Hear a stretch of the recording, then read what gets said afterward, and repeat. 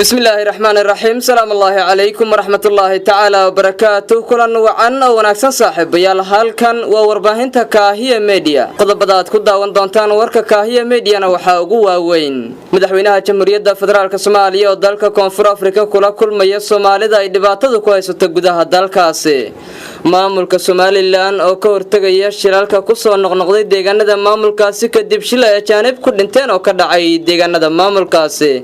maxkamadda ciidamada qalabka sida oo xukun dil ku riday askari hore wiil mooto bajaajla ugu dilay magaalada Muqdisho faahfaahin dheeraad ah oo ka soo baxay qarax askar ka tirsan maamulka Koonfur Galbeed Soomaaliya qasaare ka soo gaaray oo ka dhacay magaalada Baydhabo siyaasi Faysal Cali Waraabe oo mar kale afka furtay madaxda dawladda Soomaaliya oo ku tilmaamay kuwa aan daacad ka ahayn isku soo dhawaanshaha Soomaaliya iyo Somaliland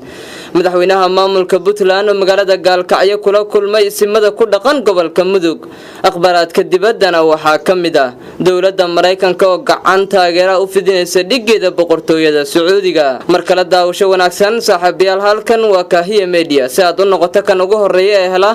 warar warbixin iyo barnaamijyo xaqiiqda ku saleysan ha mugaanin in aad kanalkan saartaan subscribe